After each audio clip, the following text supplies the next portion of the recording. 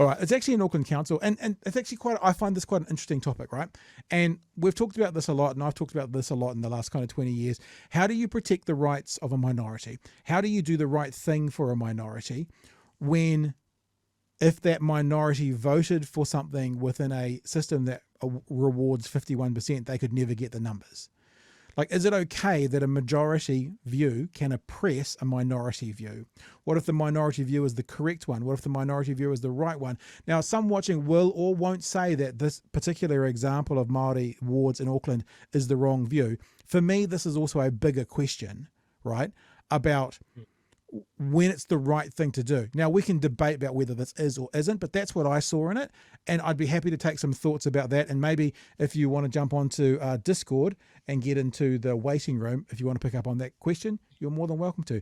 But let's go to TVNZ's story tonight on the Auckland City Council not passing into law Māori wards because the public didn't want it. That's pretty much their rationale. Back here now, and following a heated debate with accusations of racism, Auckland Council has ruled out adopting Māori wards in the 2025 election. Today's decision follows 2 months of consultation and over 11,000 submissions, mostly from non-Māori, who overwhelmingly opposed the idea. Of our 78 councils across... Strange that, isn't it? Non-Māori opposed the idea, mostly? Oh, that's a weird one, isn't it? Across New Zealand, 32 have introduced Māori wards already, resulting in more than 60 newly established Māori seats around the country. They are designated seats on councils, elected by and directly accountable to voters on the Māori roll. A recent law change removing the 20-person limit on Auckland Council's governing body allowed councillors to consider Māori wards for the first time. Nearly 70% of submissions from non-Māori rejected the Māori wards. But over half of the 1,300 Māori respondents supported them, and almost all of the 17 Māori organisations that gave feedback agreed. Māori Affairs correspondent Te Aniwa Huri-Hanganui has more. As a decision on Māori wards loomed, the tension in the room was undeniable. Have a look at the numbers. Overwhelmingly with regards to individuals, and even very close call when it came to the Maori. The European population will always outweigh the Maori voices for this city. I think it's critical to take the emotion out of our decision. I'm fully emotional about this. This author even warning councillors ahead of the vote of the dangers of what he called Māorification. Changing place street names without asking us, imposition of te reo, and race-based political interference with council feels like bullying. I thought you might want to react to that particular comment. That poor,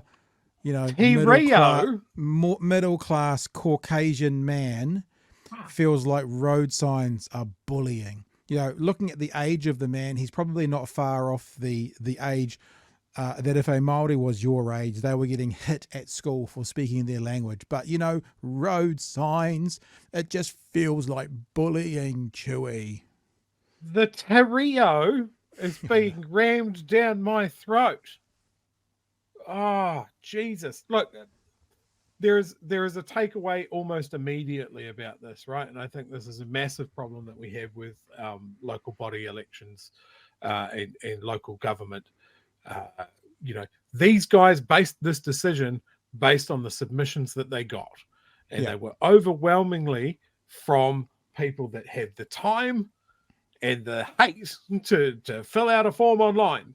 And we can all do that as well. We can all make these submissions for the things that we believe in as well. But overwhelmingly, people don't. So these decisions heavily get skewed towards that. And that's also reflected in the people that get elected to these positions.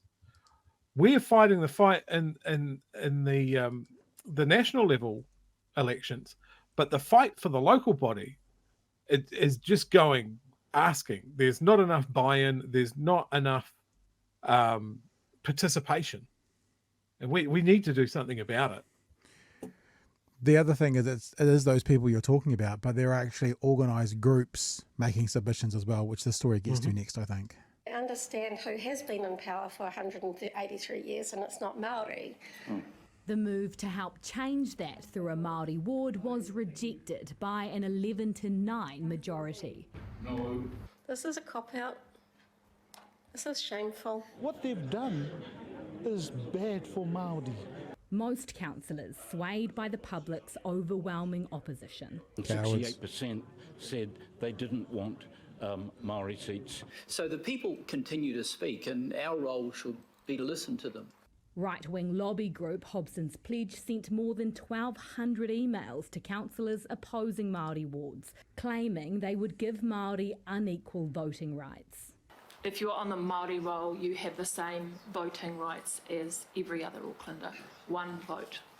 This councillor calling some of the public feedback harmful. It was just racism. It was just huge. It was just so wrong to see that they were bringing in things like apartheid. Auckland Council already has a form of Māori representation called the Independent Māori Statutory Board, but members on that board can only make decisions at a committee level, not at a governing body level. The council will be able to revisit the decision for the 2028 local body elections. Te Aniwa Hurihanga Nui, One News. So the Hobson's Pledge thing is interesting, and I guess completely to be expected.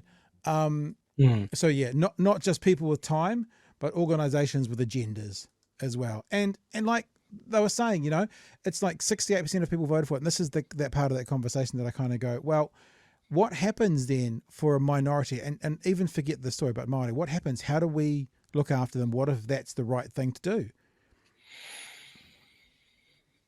I have real issues with, you know, as was mentioned by one of the councillors there, in a European majority, European descent majority, Pākehā descent majority, in a Pākehā European-based system. Yeah. Like, if they're afraid of losing control, that's not going to happen by adding one more seat of representation to Māori. I also want to point out that voting split, the mayor abstained, which I think is absolute cowardice. Now he might not have felt the need to vote because he knew it was going to go the way that he wanted. So his hands are clean on that. Yeah, he can take it however he wants. Wellington went a different way. They unanimously voted for a Māori ward. I did see a tweet from, this is a blast from the past, Tau Henare. Oh yeah, Tau. On Twitter. The land that Auckland sits on was gifted by Māori for the use of a city. Was it too hard for 11 councillors who voted no to Māori representation to be reciprocal? Well, apparently so. Yeah. These are the things, when we don't understand our history, this is what happens. Well, when we don't participate in our local body stuff as much as we do on a national level stuff, this is what happens. So the other thing that's cowardice, right? And I'll use that word, cowardice, about 68% of submissions wanted it this way.